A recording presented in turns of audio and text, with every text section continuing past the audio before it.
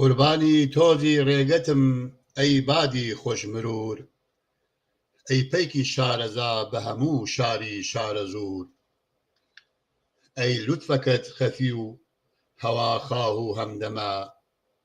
وەی سروەکەت بەشارەتی سەرگۆشەی حوزور، ئەی هەم میزاجی ئەشکی تەڕ و گەرمی عاشقان، تۆفانی دیدە و شەرەری قەلبی وەک تەنوور گاهێ دەبی بە ڕەوح و دەکەی باوەشێنی دڵ گاهێ دەبی بەدەم دەدمێنی دەمی غرور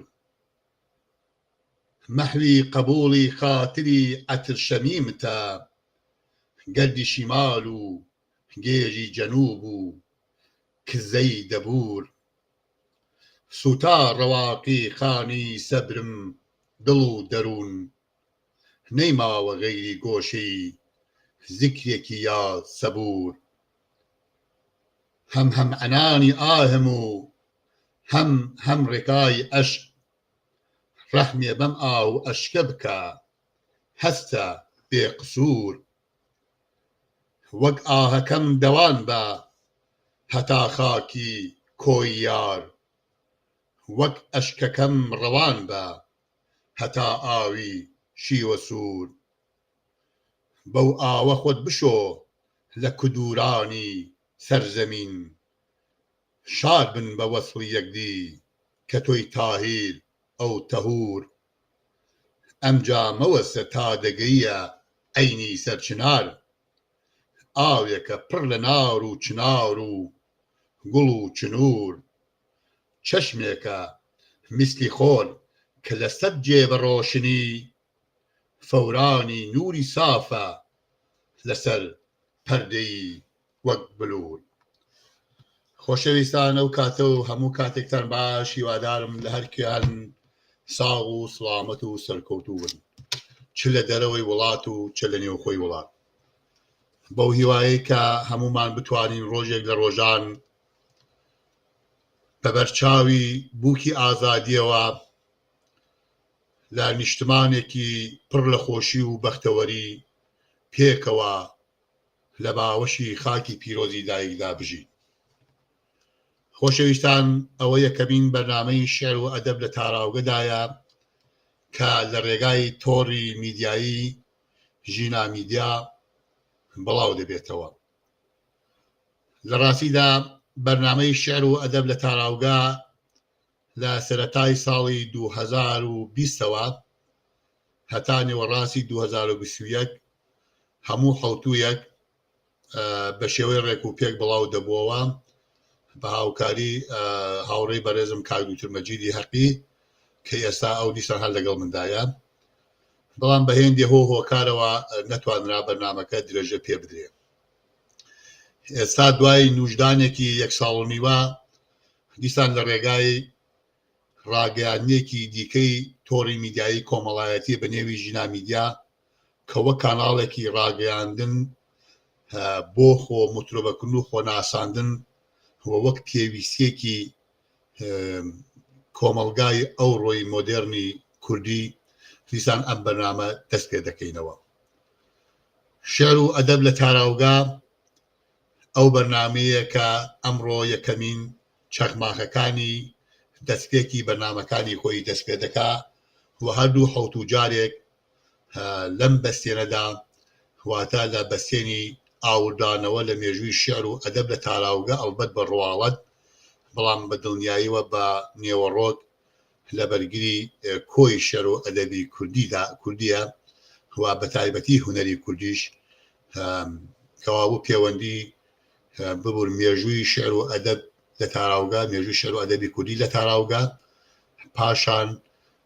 ئاوردانەوەیەکی گشتی گرتر لە شێعر و ئەدەب و هونەری کوردی بەگشتی دەدەینەوە ئەوی لە ڕێگای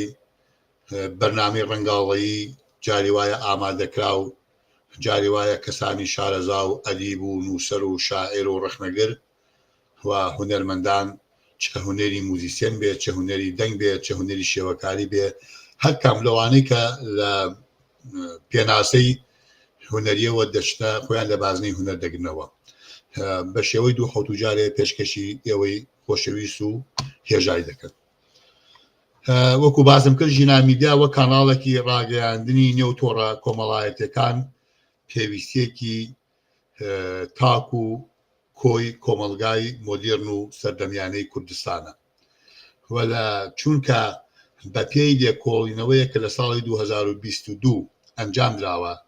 سەرچاوەی هەواڵی 73% خەڵک لە ڕاستیدا سەرچاوی زانیاریەکانیان تۆڕە کۆمەڵایەتەکانن و تەنها 18% خەڵک لە ڕێگای تەلەڤیزیۆن و رادیۆوە لە ئاڵوگۆڕەکانی دنیای ئەوڕۆ ئاگدار دەبن. ئێستا زۆربەی هەرە زۆری خەڵکی لە ڕێگای مۆبایلێکەوە تەلەفۆنێکی دەستێەوە ئەتوانن لە دووترین نقطەی کوردستان لە دووترین خاڵی ئەم جیهانشە بەرنامەکان چاودێ بکەن. بۆیە گرنگی تۆڕی میدیایی مەجازی یا وەکو فەیسبوک وەکو تویتر وەکو یوتوب و ئینستاگراموانە پێویستێکی حاشاڵ نەگرەوە جێگای زۆر میدیای تەقلیدی و کلاسیکی کردوتەوە. بۆیە ئەمە گرنگە هەمومان گرنگی پێ بدەین. بەڵام سەرکەوتنی ئەم بەرنامەیە لە ڕاستیدا لە منەوە یا لەگەڵ ئەو کۆمەڵە خۆشەویستەی کە لەگەڵ منە ئەم بەرنامە بەڕێوەبن نیە، بەڵکو سەرکەوتنی بەرنامەکە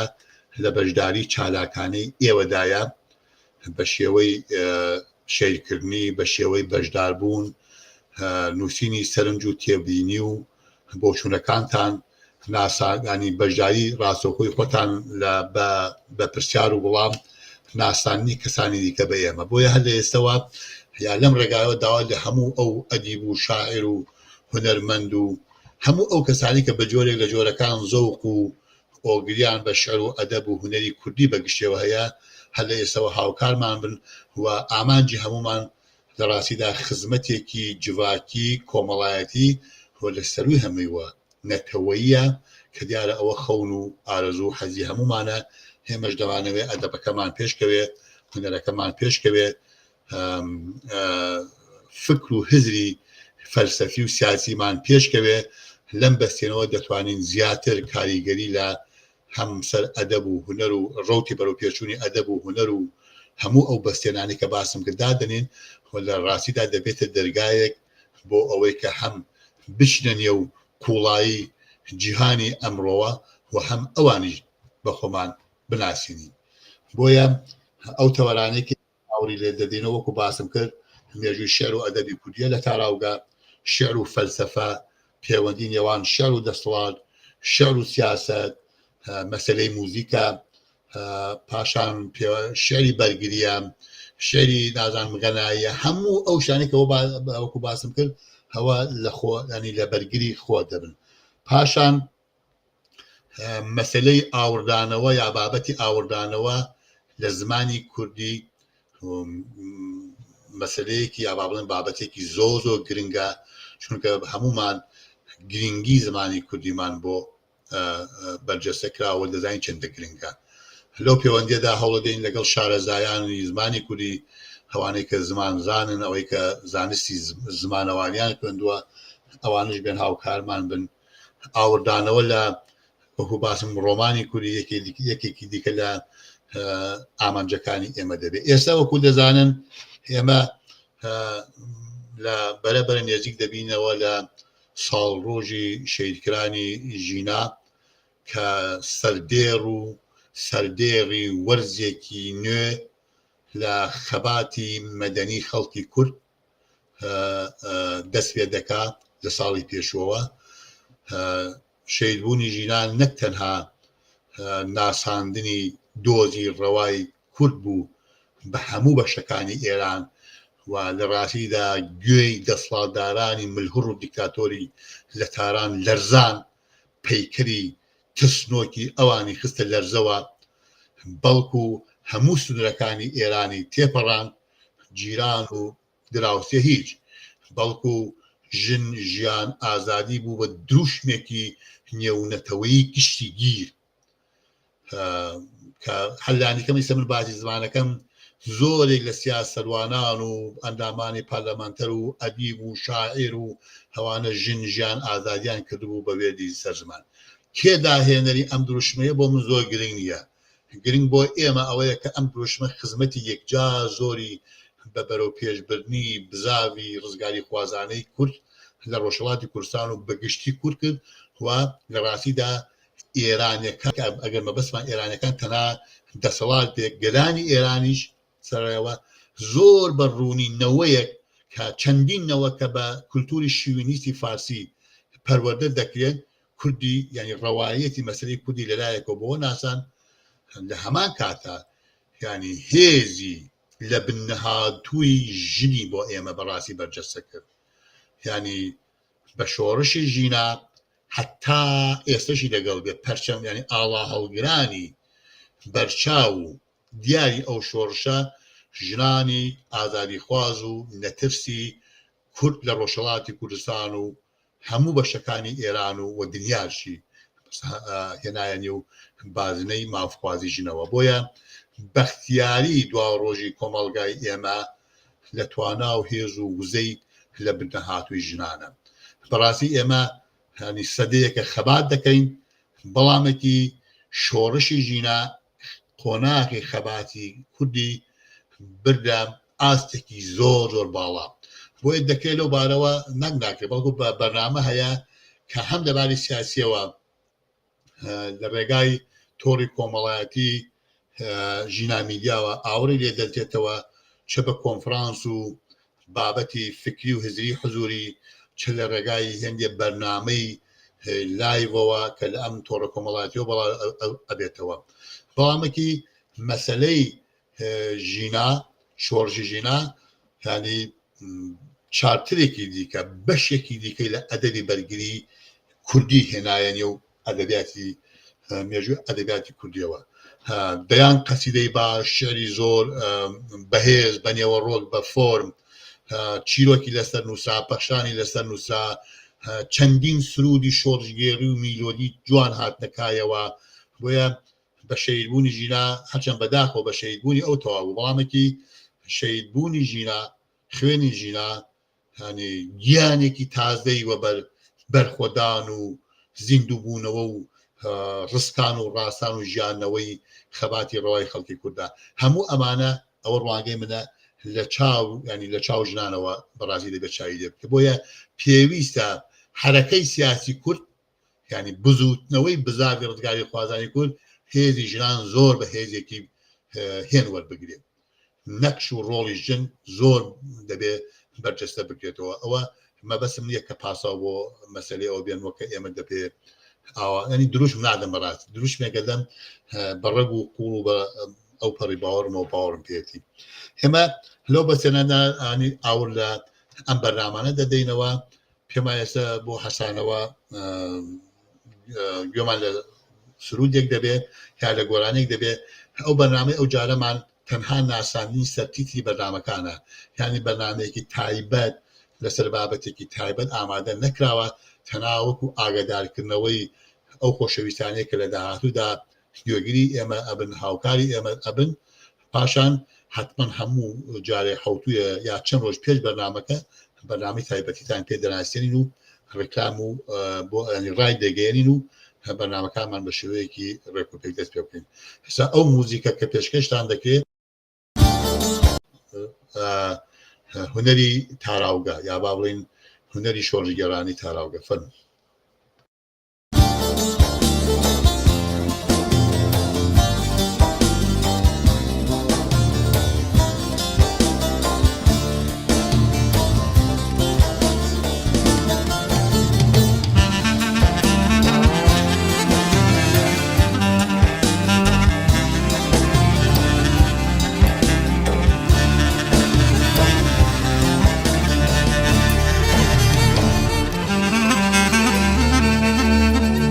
لکۆلانێ باژارێ ئەوروپا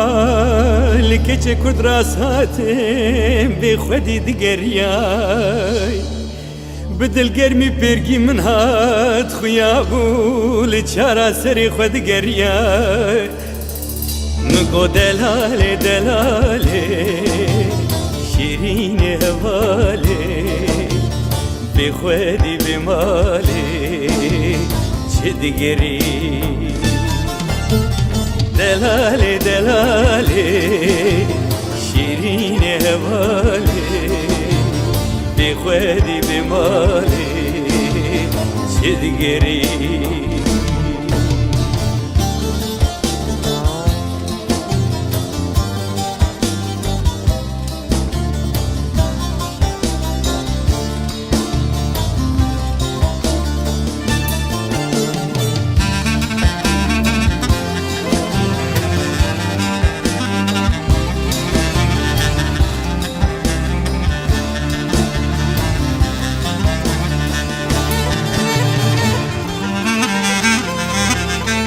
قولوا براو ام ببزل ما بايرش كتين ايرو ولات دوري بدر كتين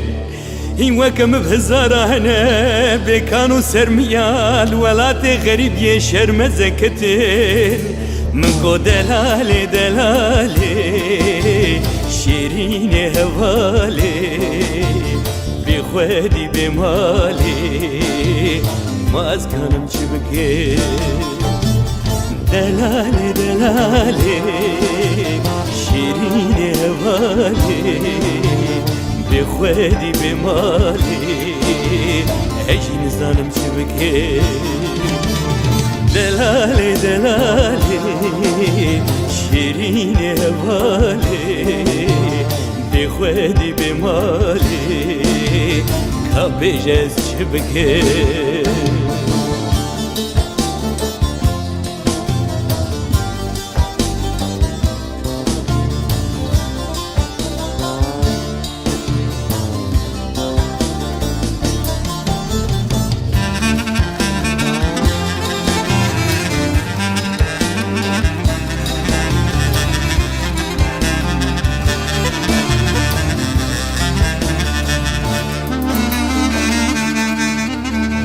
بيزا قولولو كيكو بلاق نقوتنا ولا تمرو باشير انترا قرهندكي آزادي هبيا برشي بونا ولا تمشتر بونا ولا تخلكي برو مدرا مكو دلالي دلالي شيرين هوالي بخوالي بمالي بلت راس بيجي دلالي دلالي شيرين هوالي بخوالي بمالي ولا تمرمت ميا دلالي دلالي شيرين هوالي بخوالي بمالي خامج ولا تخشين بكي دلالي دلالي شيرين هوالي بخوادي بمالي بەڵێ خۆشەویستان ڕەنگە پرسیارەی بێتە گۆڕێکە بۆ شێعر و ئەدەب لە تاراوگە ئێستا لە سەردەمی دیجیتالیزاسیۆن کەم ڕەنگ بۆتەوە تۆ توانی لە ڕێگای ڕەنگ و دەنگەوە لەگەڵ دووترین گوندی کوردستانە پەیوەندی بگری بەڵام بە بۆچووری من وانە هیچ شتێک تامی ئەوە ناداتەوە بە شێوەیەکی زیندوو لە زیێدەکەی خۆتابی لەگەڵ کەس و کاری خۆتا لەگەڵ نیشتمانەکەتا ئاژبیتەوە یعنی ئاژبیتەوە مەبەستمەوەی نێتەوە قاری بەڵکو دەست لە ملی ئەو خۆڵەکەی بۆیە نیشتمان هەمیشە لە شێعر و ئەدەب و هونەری کوردی تا لە ڕاستیدا قودسیەتێکی تایبەتی پێدراوە پیرۆزێکی تایبەتی پێدراوە بەشێکی زۆر لە شێعر و ئەدەبی کاریگەری کورد لە تاراوگەدا لەدایک بووە تاراوگە هاندەر و هانی لەدایکبوونی ئەو شاکارانە داوە ڕەنگە ئێمە تەنها بڵێ مەسەن شێعرەکەی حەزرەتی نالی بۆ سالم یەکێ لە ئەو نمونانەیە بەڵامێکی بەدەیان شاکاری دیکەی ئەدەبی کوردی هونەری کوردیە هەر ئەو گۆرانەی شوانپەروەر تعبیرێکە لە ئەو پەڕی خۆشەویستی نیشتمان غەریبی تۆ لە خۆشتری ناز و نیعمەتابی ئەگەر لە نیشتمانە ژیابی بەردەوام ڕۆح لەوێ دەروون لەوێ تۆ چاو لە شێعری شێرکۆبیە کەس بکە کە حوتوی کێش و دایمی ساڵ ڕۆژی کۆچی دوایی ئەو شاعرە گەورەی کوردە بەردەوام مەسەلەی دار و بەرد و هەور و بروسکە و باران و ئاو و ئەران بەفر و تاڤگە و کانیا و هەموو شتێکی نیشتمان لە شێعری شێرکۆبیەکەسا زۆر حزورێکی زیندوی هەیە بوونێکی زیندوی هەیە بەرجەسە کراوەتەوە هەمە لە ڕاستیدا نەکتەنا لە سەردەمی شێرکۆ پێش شێرکۆش ئەم ڕنگدانەوە ئەم دەنگدانەوە خۆشەویستی نیشتمان لە شێعر و هونەری کوردیدا ڕۆڵیە بۆ چە بە فیلم کە دیارە مێژووی فیلمی کوردی مێژوویەکی نوێیە چە ڕۆمان ئەگەر عەرەبی شەمۆ بە یەکەمین کەس دابنی کە یەکەمین ڕۆمانی لە تاراوگە نووسیوە ڕەحیمی قازیە تایبەت مامۆستای من و مامۆستا هەژار و زۆر کەسی دیکە من ئێستا بەڕاستی ناتوانم یەک بە یەک ناوەکان بڵێم ئێستا شەراوایە بۆیە بەداخەوە شعر و ئەدەبی کوردی ینی بە پێی هەلومەرجی سیاسی ئێمە بەو شێوەی کە پێویستە میدیای کوردی ئاوری لێ ناداتەوە ینی میدیای حیزبی تەنیا فریای ئەوە دەکەوێت کە ئاور لە ئاڵگۆڕە سیاسەکانی چوادۆری خۆیان سیاسەتی حیزبەکە ئاگدارکردنەوەی کۆمەڵانی خەڵ لە پیلان و دەسیسەی دوژمنان ئەوانە برن بەڵامێکی سەر ئەوەش هەر بەپێی توانە بە مرۆڤ حەق بڵێ هەر ئاوریان لەو بەسێنە داوەتەوە سەرڕای ئاڵۆزبوون و گرانبوونی باری خەباتیان ئەو بەشش لەبیر نەکرا بەڵامێکی بەپێی پێویست نا بۆیە پێویستە ڕۆشنبیران و نووسەران و ئەدیبانی کورد خورتتر و باشتر و قوڵی هەڵمان کە بەڕاستی زیاتر بە حزوری خۆیان خزمەت بە ئەدەب و شێعر و هونەر و کەلەپور و فلکلۆری کوردیش کە ئەوێتە بناغی هەموو بناغی ئەدەبیاتی کوردی بدنەوە ئەوە هەم بەرنامە زۆر زۆر پێویست ئێستا ڕووداوێک لە کوردستانە لە هەر کەم لەو بەشانەی کوردستانی داگیرکراوە ڕۆدا کە کاریگەری ڕۆحی لەسەر ئێمە دەبێ بە تایبەتی لەباری هوەریەوە بەرهەمێکی هوەری دێتە کایەوە جاوا وەکو باسم کرد لە چه فۆرمێکی لە چه ژانرێکی هوەریدایە شێعرە چیرۆکە ڕۆمانە نازانم کورتە چیرۆکە موزیکە گۆرانی هەر شتێکی دیکە هێوە چاو دەکەن حوتوی پێشوو دارستانەکانی بناری زاگرۆز لە مەریوانە ئاوری تێبوو لە ڕاستیدا ئەوە خەسارێکی زۆر زۆر گەورەیە لە جستەی نیشتمان دەکەوێت بۆیە هوەری دیسان لەوە دەوری گێڕاوە گۆرانی بۆ وترا شعری بۆ هۆنرایەوە پەخشانی بۆ نووسا ینی ئەم شانە ناتوانن لەسەر ڕۆح و ناخی مرۆڤ کاریگەریان نەبێت حەزەکەم لەو پەیوەندیدا من شعرێکتان بڵا پێشکەش بکەم بە نێوی سوپاس کە من پێشکەشم کردۆ بە ئەنجومەنی سەوری چیا بە هەموو تێکۆشەرانی ڕێگای پاراستنی ژینگە بە دوای ئەو داگۆرانێکی دیکەتان پێشکەش دەکەم سوپاس من با ڕێزەی ئەو شعرەم وا لە هەناوی هەوری سوورتان هەڵدەکەم و بە ڕێژنەی وشەی پەناو خواردووی ناخم تێدەکەم و بۆ خاکی سوتاوی گیانم هەڵدەسمەوە نێوچاوانی یەک بە یەکتان لە سێبەری دارستانی قسوتاوی ئەم جەستەیەم ماش دەکەم و بە لەپی سەوزی قەسیدەم ڕێی شەکەتی و من ئارەقەی نێوچاوانتان ئەسڕمەوە سوپاس باجوەر ڕۆحی نەرمی هەردەمانی میهرەبانی سوپاس بۆوە عاشقانی ڕێگای سووری ژن و ژیان و ئازادی و هەم ئاوەدانی سوپاس بۆ تۆ چاوی شینی زرێوارم سەر چاوەی قوت بووکی خشڵ و ملوانکەی ئاو لە مل کردو لەنگەرگای خەونی سەوزی ڕێم پرچی کناری مەکۆی دڵ بە شەپۆلی کەفزێڕینی هەزار ئەفسوون داهێنراوم سوپاس زریکەی قرچە قرچی ڕەگ و ڕیشەی دارەبەڕ و سوپاس زاگرۆس پیرە چیای تاجی بەرزی سەری مێژوو سوپاس بۆ تۆ زامی سووری سەرسنوور کە قیژەکەت لە خەوی قوس ڕایشڵەکانم ژینی تێدا ژیانمەوە وەک پورە هەنگ بە دەور شیرینی جێدەکەم هروژانی لە خوار و ژوور سوپاس بۆ تۆ ئەی خاک و خۆڵ دایکی هێژام لانکەی بوونم ئەی نیشتمان کە بەو گڕەی جەستەتەوە بەبەر چاوی ئەهریمەنی سەدەی تاوان جارێکی دیش دماندتم و زەریای قوڵی خۆشەویستی یەکگرتوویی ئەم گەلەمت ژیاندەوە. گوێبیستی گۆرانێکی دیکە دەبین و خۆشەویستان بە دوای ئەودا ماڵئاوایتان لێ دەکەین. ئامانجی سەرەکی ئەم بەرنامە تەنها ناساندنی نێوەڕۆکی بەرنامەکەمانە لە پێنگاوەکانی داهاتوودا. هیوادارم وەکو باسم کرد هاوکارمان بن، هاودڵمان بن، بە تایبەتی لە بواری ئەدەبیەوە هاوبیرمان بن بۆ ئەوەی کە لە ڕێگای تۆڕی میدیایی ژینا میدیاوە بتوانین خزمەتێکی هەرچەند بچوو بەڵام وەکو ئەرکدار بە مێژووی ئەدەب و هونەری کوردی و بەنەتەوەی کورد و کوردستانیان بکەین. ئێوە شاد و هەموو لایەکتانیش بەخۆشی و بە سڵامەتی دەست پێرم.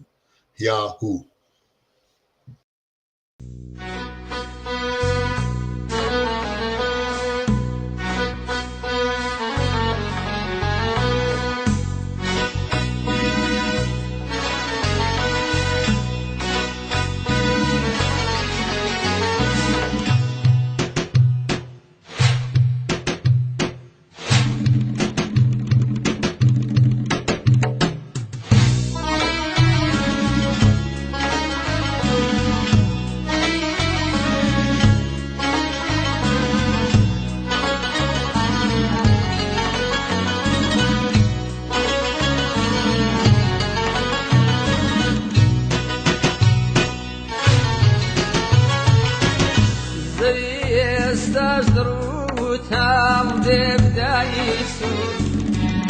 نروخای ئاسمابوونی پیر پێیشکوور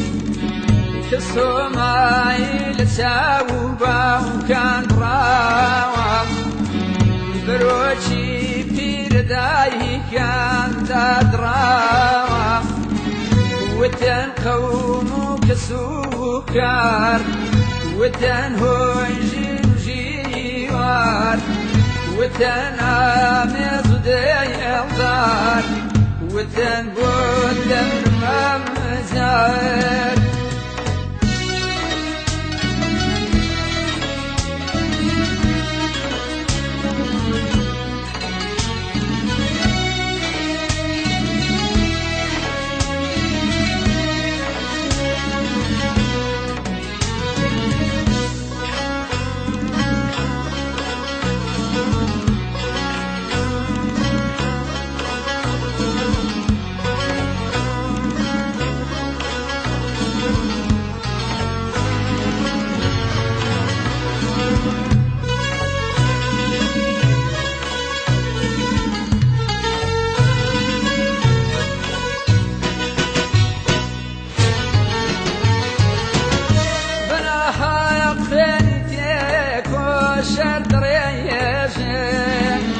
شهيدي بيسرو بيشندني ككوندي شوم لبوندي كرد خياني كجنزي كرد قاوزي ونيل خياني وتنجان ودريدايا وتندين المايا سيدين الخبيمايا لبينا لي وتندايا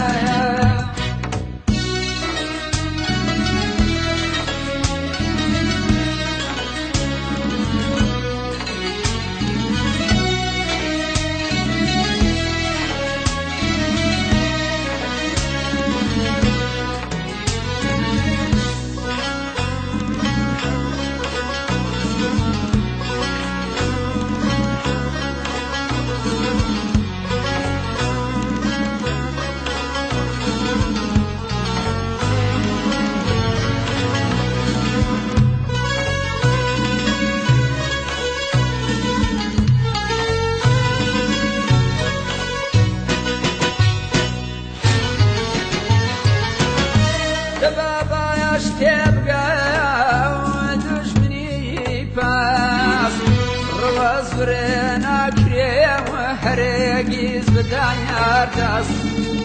جبي كنت هالبرا وفيران بيفريب هلولو شخص ريم بريزان نابريم وتن قوم سوكار وتن هوي جيوار وتن آمس وداي الدار وتن بوتن ممزار